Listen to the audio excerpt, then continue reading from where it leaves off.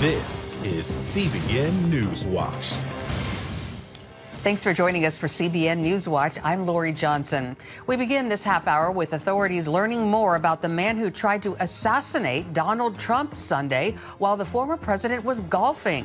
This is the second assassination attempt in 2 months. Dale Hurd has more on our top story. 58-year-old Ryan Wesley Routh, the alleged gunman who authorities said targeted former President Trump, was a former roofing contractor from Greensboro, North Carolina, but had moved to Hawaii. He is reported to have donated exclusively to Democratic candidates and causes as far back as 2019, but apparently was a Trump supporter in 2016 before turning against him. Routh posted on social media that Trump's campaign should be called Make Americans Slaves Again. Routh, who has no military experience, was interviewed in 2022 by Newsweek about his strong support for Ukraine in its war against Russia, a cause he was heavily involved with and concerned about. This conflict is definitely black and white. This is about good versus evil. Routh said he was willing to fight and die in Ukraine and told the New York Times in 2023 that he had traveled to Ukraine and wanted to recruit Afghan soldiers to fight there. Police said Routh had positioned himself behind a fence at Trump International Golf Club and had an AK-47 rifle with scope and body armor along with 2 backpacks and a GoPro camera.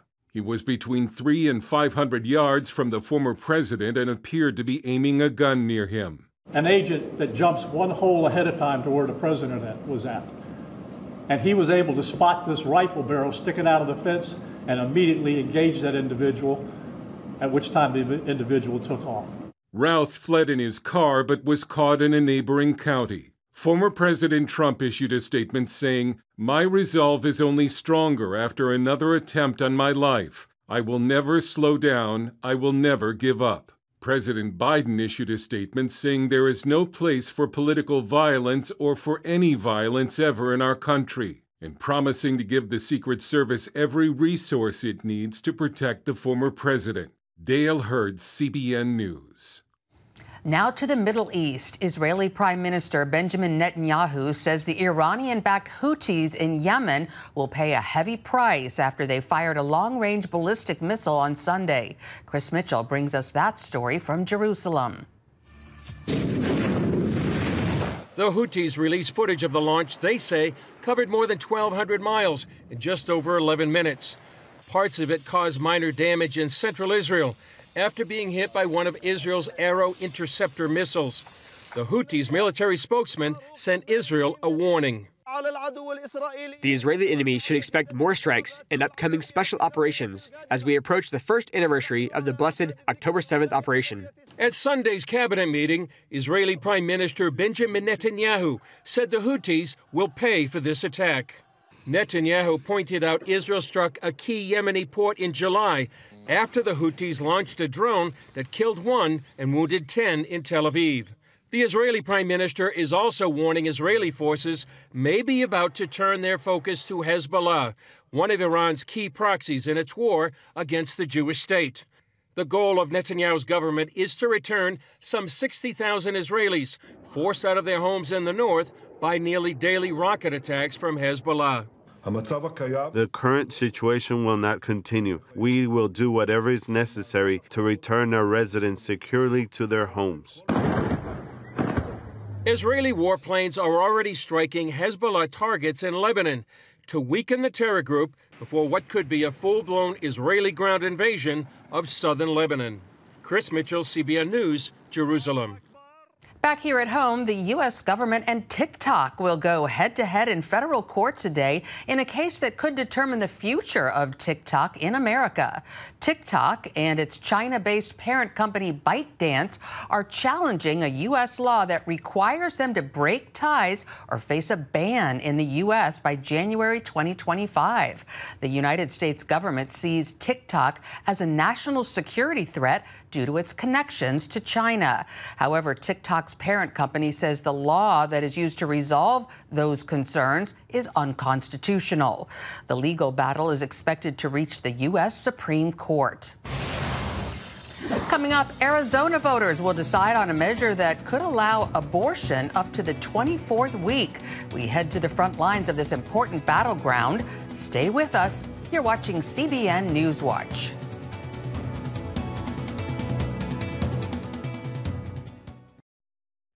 Welcome back to CBN News Watch. Voters in Arizona will decide a historic ballot issue in November that could also affect the presidential election. It's a key battleground state with a vote on abortion rights. There's concern among Republicans that some pro-life voters may stay home on Election Day. CBN's Tara Mergener explains why from Phoenix. Amid stunning desert landscapes and peaceful Red Rock vistas, a political drama is unfolding. At stake, a ballot measure on abortion rights that could influence one of 2024's most contested states. Proposition 139 seeks to allow abortions up to 24 weeks, overturning the state Supreme Court's decision to reinstate a 15-week limit. Abortion access will officially be on Arizona's ballot. State GOP Chair Gina Swoboda says the timing is no coincidence. That's why the left put it on the ballot. I think they put it on the ballot to drive their turnout. Outside groups are going to spend $100 million in Arizona just on that abortion measure. The legal landscape has grown more turbulent here since the U.S. Supreme Court overturned Roe v. Wade in 2022, eliminating the federal right to abortion. The state of Arizona went back to the 1864 territorial law, which banned abortion in all situations except for the life of the mother, and in fact criminalized the performance of abortions. We saw very quickly that particularly Republicans in swing areas saw that that was likely an untenable position to be competitive in their overall races. According to a CBS poll, 65% of Arizonians favor making abortion a constitutional right. Roe v. Wade was an abomination. But in the meantime, we sort of lost the culture. People didn't understand why every life has value, why every life should be protected. And so that's what we've got to focus on now. And it starts with young people. National pro-abortion groups are hoping the momentum will help them convince voters to remove 2 state Supreme Court justices who upheld the state's abortion ban. We've never have not retained a Supreme Court justice. I think we've only 1 or 2 cases of any judge at the superior court or level have ever not survived a retention vote. They're very far and in between. Another issue that kind of elevates some down ballot issues. The abortion initiative on the November ballot could have ramifications beyond Arizona, spotlighting a key contrast in the presidential race.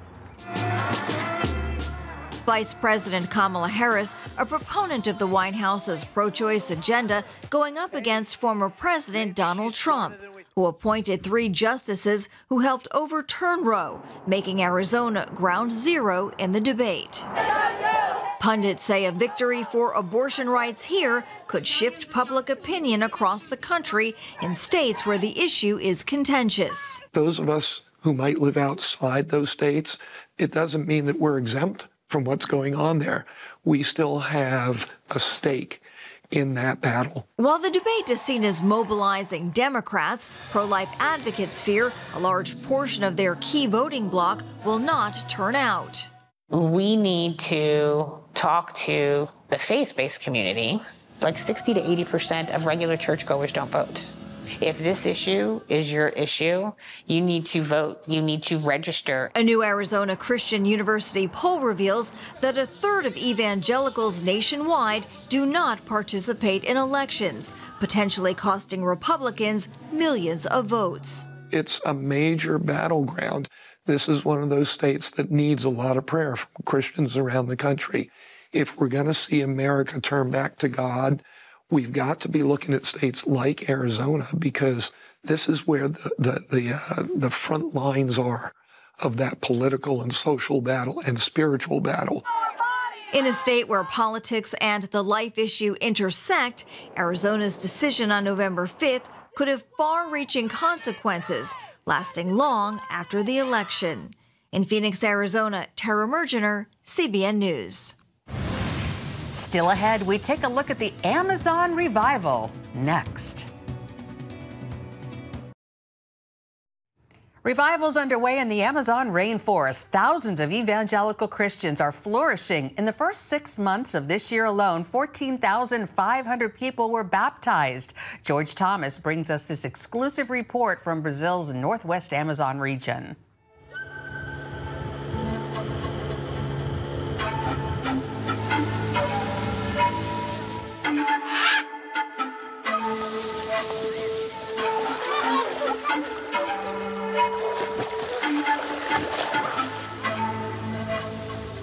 Linger on the banks of the Amazon River, and you'll uncover more than the rich tapestry of life amid the natural splendor. For many, such as Ramos, the river isn't just a backdrop, it's a sanctuary. My family and I all grew up here. My grandmother, grandfather, my parents lived and died in this house. I was born in this house, and I'm also going to die here. As an 83-year-old resident of the Amazon River, Ramos refuses to trade his floating bamboo and wood house for life in any Brazilian city. It's so much cooler here than in a city. I cannot walk freely in the city. It's very dangerous. Many cars, many people. I'm free here. I keep my windows open. The doors are always open. At my age, I've never faced danger. Spanning more than 6 million square miles of South America, 60% of the Amazon rainforest is right here in northwest Brazil. The approximately 30 million Amazonians currently living here are experiencing unprecedented evangelical revival.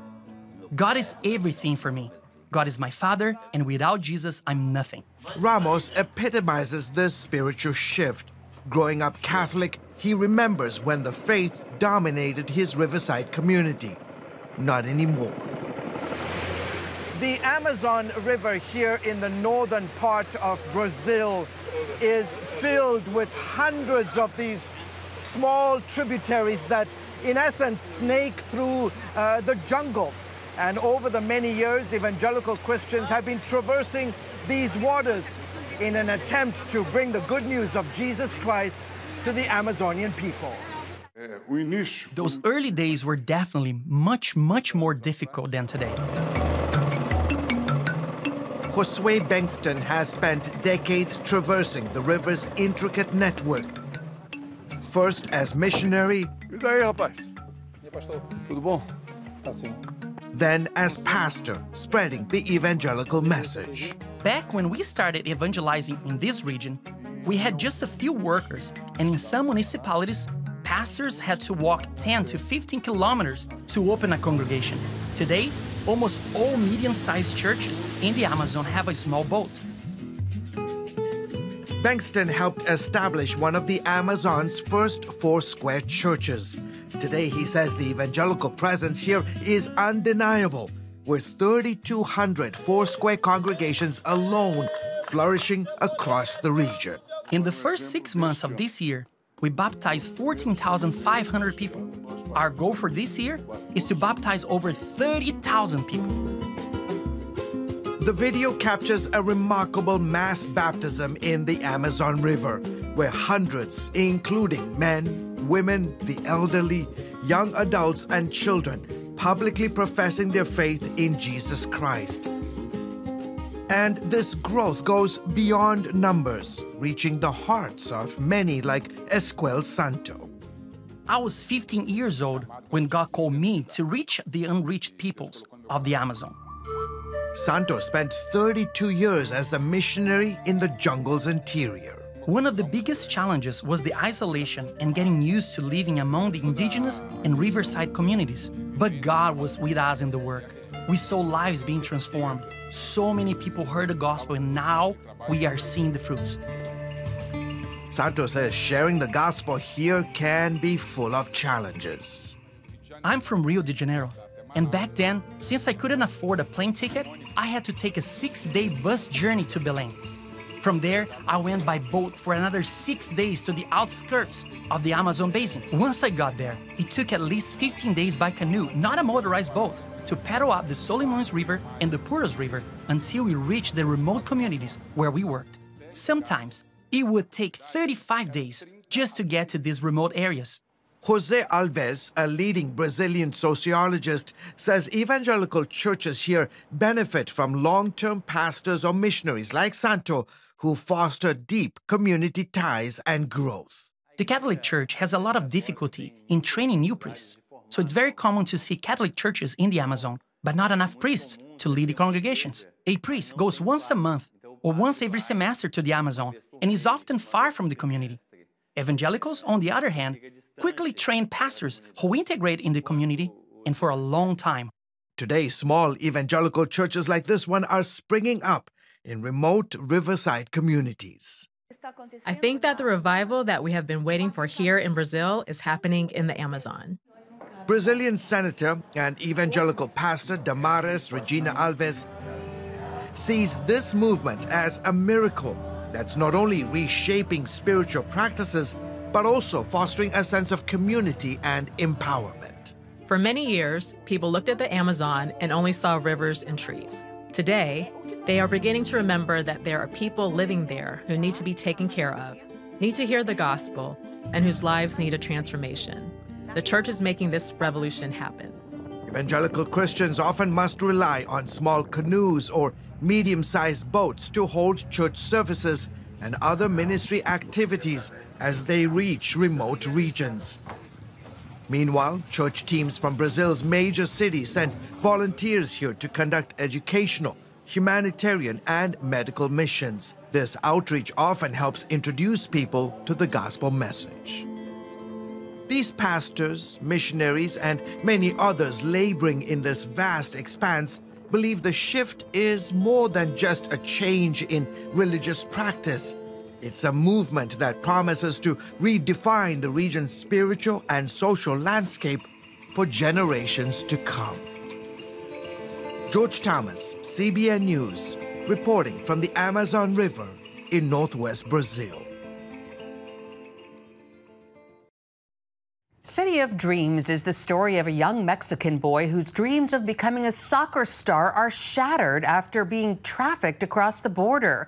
But he soon realizes his only hope for freedom is to make a daring escape.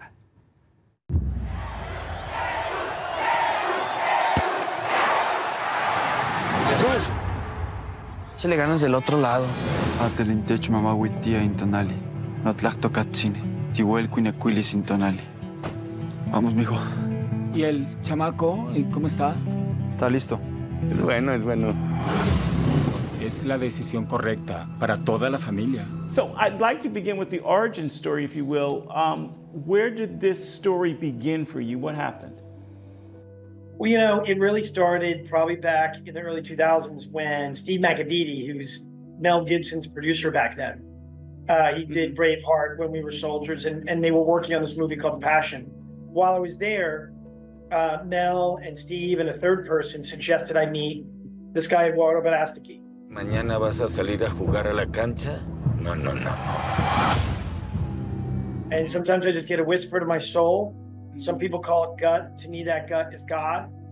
And I just knew I was supposed to help him. And together we started a film production company. We made a movie called Bella. We made many films since then. Little Boy, Cabrini, Sound of Freedom. I know there's more of them in there. Well, fake passport isn't going to cut it. Yes, sir. These people have no criminal history whatsoever. City of Dreams, like Sound of Freedom, is a very powerful film.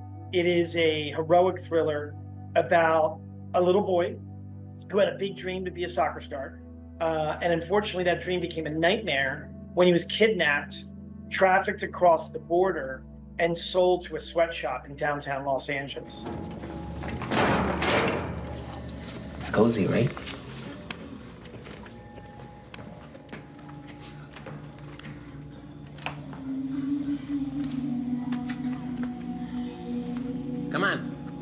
Come on, homie. And a lot of people ask if this is a true story. Unfortunately, there's too many true stories like this. And he's one of 12 million innocent children who are victims of modern day slavery, which is more than all 300 years of the transatlantic slave trade combined. Not to water that down, but it's just ridiculous that in this day and age, that this could actually exist here in America. You know how we do, homie. You crush it. When I learned about this problem, I realized someone had to do something, not just to entertain, but to have the potential to change, protect and save kids' lives. Go. Hi, Melina. Good night. What's your reaction when you're sitting in the theater for the very first time and you're watching this, when you did get to see it? What was your gut reaction to seeing it? Well, I would say that, like anyone who sees it, it is powerful. And the most important thing I take away at the end is just how impressive and courageous this young boy is, to fight not only for his own freedom, but to liberate all the other children. And I just, it inspired me, because I've faced far fewer obstacles in my life. And I hope it inspires everyone who sees the film. And yes, we want to entertain people. Some of the people in the team hope to win an Oscar. But the truth is, the majority of the people just want to protect and save the Oscars of the world. These innocent children who are being exploited for labor, for sex, and the unthinkable for their organs. And this is happening now. For evil to prevail, good men must do nothing. We've got to fight back. It's a $150 billion industry. It's 4 times the size it was in 2008. And it's one of the fastest growing criminal enterprises in the planet. And most people aren't talking about it. So we've got to talk about it. And to the extent that people see it, they're more likely to feel it. And when they feel it, they're more likely to act. And that's what I think is the power of movies. What is the truth? The truth is that as much as we want to be free,